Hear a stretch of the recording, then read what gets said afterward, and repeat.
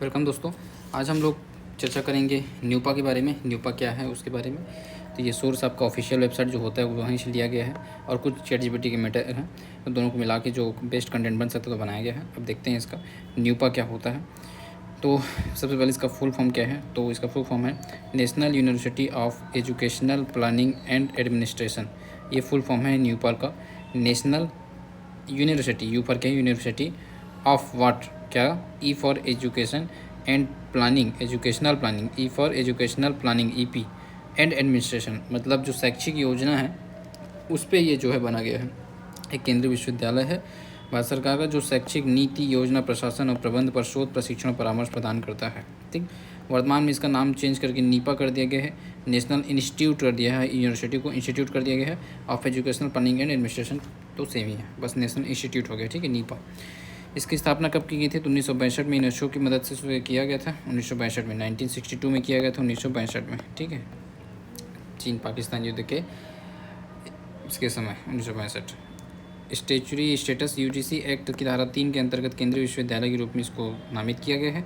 ठीक है, इसके अंदर क्या क्या चीज़ पढ़ेंगे देख लो। पहले उद्देश्य पढ़ेंगे, फिर मुख्य कार्य क्षेत्र क्या क्या करता है ये, फिर इसके जो पहला प्रोग्राम है, ज़्यादा बड़ा नहीं है ये, छोटा सा है, तो वो देख लेंगे। ठीक है, फिर न्यूपा का महत्व, विजन, मिशन और इसकी जो योजनाएं हैं उसको पूरा थोड़ा डिटेल से देखेंगे कि क्या क्या है करके। यू डाइस, डाइस क्या होता है, कभी क्वेश्चन आ जाए तो उसको आपको लिखते बने करके यहाँ पर दिया गया है। ठीक है, तो चलो देखते हैं कहाँ पर है अपना, ये रहा ना मुख्य उद्देश्य। तो उद्देश्य तो वही जो सब में कॉमन लिखना है अपने।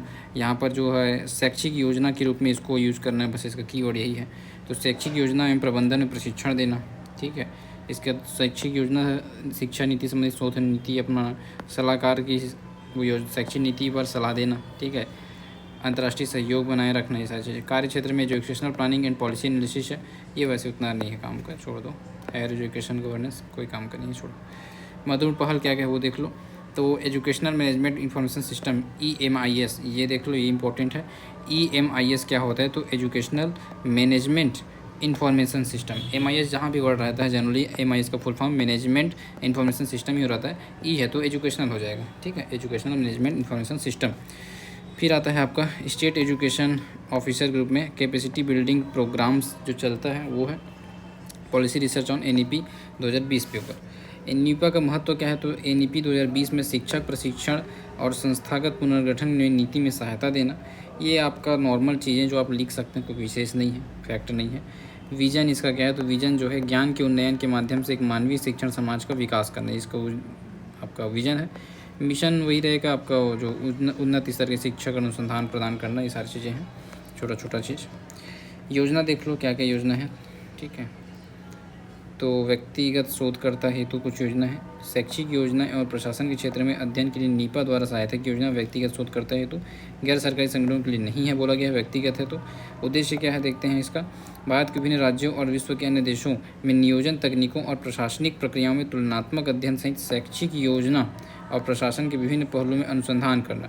मेन वही जो हमारा उद्देश्य है उसी को इसमें यूज कर दो। कोई भी योजना अगर आपको पता है कि वो किस इंस्टीट्यूट का है तो फिर आप उस योजना के बारे में लिख सकते हो कि भाई जो इंस्टीट्यूट जो काम कर रहा है, जो उसका कीवर्ड है, NCERT आ रहा है तो स्कूली शिक्षा, UGC आ रहा है तो ये उच्च शिक्षा, तो उसी को आप इम्प्लीमेंट यूज करके योजना को आप डील कर सकते हो, कोई विशेष इसमें नहीं।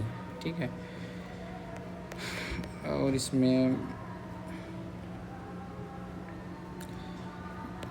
ये उतना काम का नहीं लग रहा है, काम का लगेगा बताऊँगा जरूर। ये देख लो, ये क्या है, अंतरिम पत्रिका करके आता है, अंतरिम समाचार पत्र है इसका, द्विवार्षिक पत्र है। ठीक है, और अंतरिम का फुल फॉर्म यहाँ पर है Asian network of training and research institution in educational planning. Okay, dice का भी याद रखो, डाइस का full form district information system for education, dice, ये इंपॉर्टेंट है। डाइस और यू डाइस ये काम का आता है। ठीक है, तो डाइस क्या है? डाइस स्कीम, ये काम का, इसको अच्छे से पढ़ लो। डाइस जो है फुल फॉर्म है district information as for system for education. ठीक है, district information system for education, NIEPA के द्वारा। यह डेटा संग्रह और विश्लेषण प्रणाली जिसे नीपा ने MHRD के साथ मिलकर विकसित किया है। तो डाइस क्या है? ये जो है डेटा संग्रह और विश्लेषण प्रणाली है जिसे नीपा ने MHRD के साथ विकसित किया है। उद्देश्य क्या है, तो स्कूल शिक्षा संबंधित डेटा को एकत्रित और डिजिटल रूप में एक जगह पे रखने के लिए किया गया है। स्कूली शिक्षा में जितने डेटा है ना उसको एक जगह पे रह करके डाइस स्कीम लाया गया है। और इसमें बाकी सारे फिर सरकारी निजी सब सहायता प्राप्त स्कूल सभी के डेटा रहेगा, योजना रहेगा, पारदर्शिता रहेगा, शिक्षक छात्र अनुपात, ये सारी चीज़ें हैं। सिंपल विशेषताएँ तो क्या 2001 से स्टार्ट हुआ है। कवरेज सभी प्राथमिक उच्च से प्राथमिक स्कूल को कवर करना था।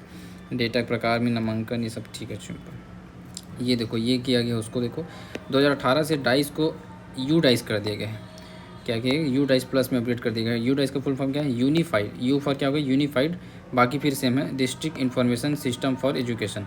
तो यूनिफाइड, यू फॉर क्या हो गया यूनिफाइड। कभी क्वेश्चन अगर आ गया कि यू डाइस का फुल फॉर्म बताओ ये कब से स्टार्ट हुआ है, तो आपको ये लिखना है भाई unified district information system for क्या बोल रहे हैं एजुकेशन, तो एजुकेशन ठीक है, for education district information system DIS। MIS अभी मैंने क्या बताया बताओ, मैनेजमेंट इन्फॉर्मेशन सिस्टम। DIS मतलब क्या हो गया डिस्ट्रिक्ट इन्फॉर्मेशन सिस्टम, यू लगा दी यूनिफाइड और ई लगा दी एजुकेशन ठीक है।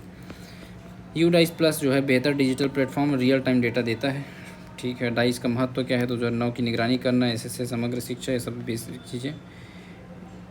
इनरोलमेंट रेशियो PTR GER की गणना करने में काम आता है ठीक है। देखो क्वेश्चन अगर आ सकता है डाइस यू डाइस का महत्व करके क्वेश्चन आ सकता है ना, तो वही डाइस की भूमिका का मूल्यांकन करके आ सकता है, डाइस की भूमिका, तो आपको उसको डील कर सकते हैं इतनी आपने फैक्ट के साथ ठीक है। डेटा ड्रिवन, NIP 2020 के एक वर्ड है डेटा ड्रिवन एजुकेशन गवर्नेंस, इसके लक्ष्य को पूरा करती है। ये वर्ड अगर आप यूज़ कर देंगे तो काफ़ी अच्छा है। NEP 2020 के डेटा ड्रिवन एजुकेशन गवर्नेंस को लक्ष्य को पूरा करने के लिए डाइस यूडाइस काम करता है ठीक है। अब इसके बाद फिर आपका यहाँ आता है परिचय आंतरिक गुणवत्ता आश्वासन प्रकोष्ठ IQAC ठीक है। उच्च शिक्षा संस्थानों के प्रदर्शन मूल्यांकन आकलन मान्यता और गुणवत्ता उन्नयन के लिए राष्ट्रीय मूल्यांकन प्रत्यायन परिषद NAAC जिसे बोलते हैं NNAC, इसका फुल फॉर्म याद रखना, राष्ट्रीय मूल्यांकन एवं प्रत्यायन परिषद NAAC। बेंगलुरु की राष्ट्रीय कार्य योजना के अनुसरण में NAAC का प्रस्ताव है कि प्रत्येक मान्यता प्राप्त संस्थान मान्यता पश्चात गुणवत्ता संपोषण उपाय के रूप में एक आंतरिक गुणवत्ता आश्वासन प्रकोष्ठ IQAC की स्थापित करेगी। ये NAAC ने बोला है कि मान्यता पश्चात जो है ये स्थापित करो आप क्या IQAC आंतरिक गुणवत्ता आश्वासन प्रकोष्ठ ठीक है। कहाँ गुणवत्ता को मेंटेन करेगा और क्या है देखो कार्य में उपयुक्त सुधार के लिए प्रणाली विकसित करेगा, ये सब बेसिक चीज़ें। तो इसमें ज़्यादा कुछ है नहीं, इतना ही था मेन। आपको बस इसमें अगर याद करना तो डाइस और यू डाइस को याद रखना, डाइस और यू डाइस क्या होता है करके, और इसको फुल फॉर्म ठीक है, डिस्ट्रिक्ट इन्फॉर्मेशन ठीक सिस्टम फॉर एजुकेशन, और यू लग गया तो यूनिफाइड ठीक। 2001 से स्टार्ट हो गया था और ये 2018 में चेंज करके यू डाइस प्लस किया गया ठीक है। और इसमें क्या किया जाता है, तो भाई इसमें जो डेटा है उसको एक जगह पे रखा जाता है, ऑल डेटा स्कूल रिलेटेड जितने भी डेटा हैं, शिक्षक छात्र अनुपात, GER हो गया, नामांकन दर ठीक है, और शिक्षकों की उपस्थिति, छात्रों की उपस्थिति, छात्रों के नंबर, सब कुछ। तो ये आपका आ जाएगा, हमारा नीपा कंप्लीट हो गया। अब नेक्स्ट क्या देखेंगे नेक्स्ट वीडियो में ठीक है, तब तक के लिए टेक